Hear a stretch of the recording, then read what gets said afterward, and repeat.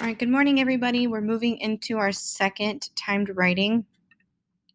So just a reminder that you had some deadlines, and I know we had a lot of people worrying and scrambling. And the one thing I will say is I get it.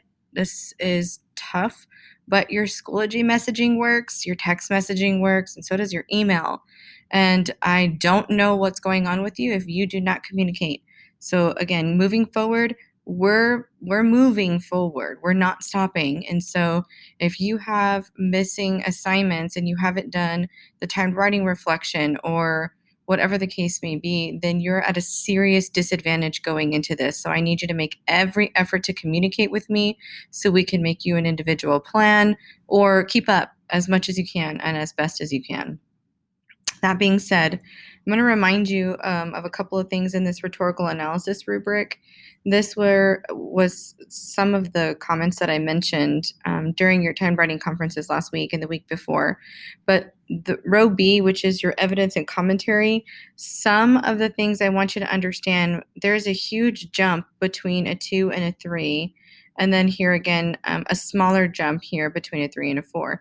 The biggest jump tells me, number one, some of you are trying to explain your evidence in a way that's not a summary, but you're simply interpreting the evidence, but that's still not necessarily an analysis of the argument. And so that's where some of these repetitive ideas come in. You might make one point well, but then you start summarizing things. And so for a lot of us that scored a 3 overall, this is where you fared in terms of the commentary.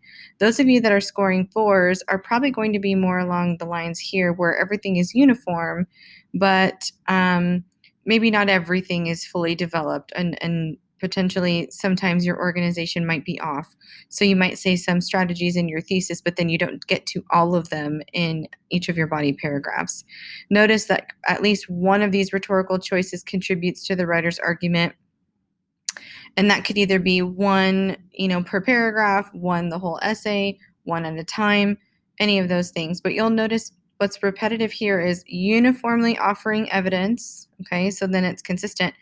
And then here, focusing on the importance of specific words and details. Okay, some of us are still putting these long sentences in terms of our evidence, and that's not necessary, and it strains the overall reasoning in your argument. So be mindful what phrases, what words are necessary, and then make sure to include that in your commentary.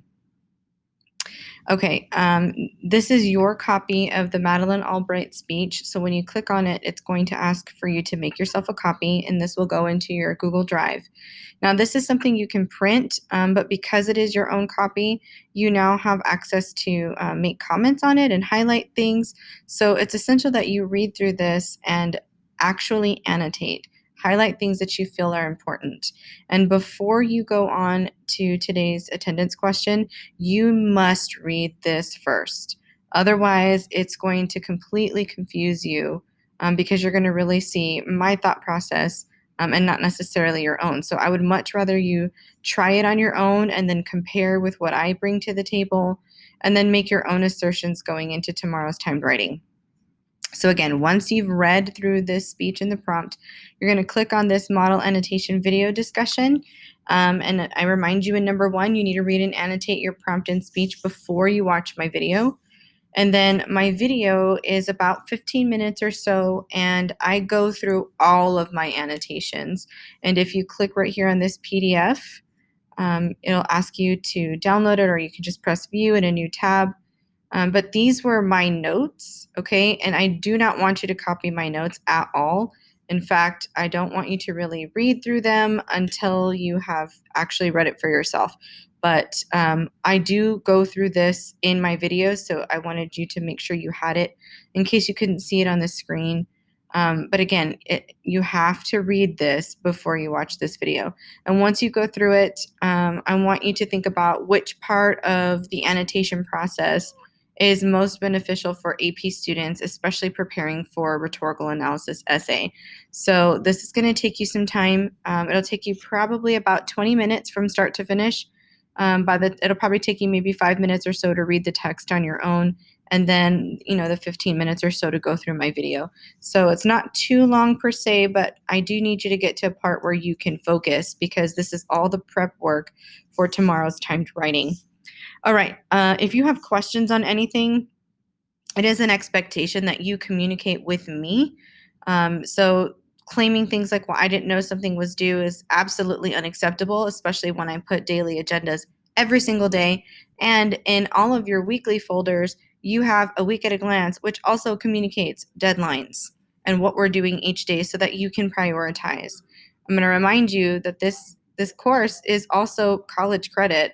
So all of these different scaffolds are in place for you to be successful in this class. All right, please let me know if you guys have any questions, and I'll see you guys later on Zoom. Take care.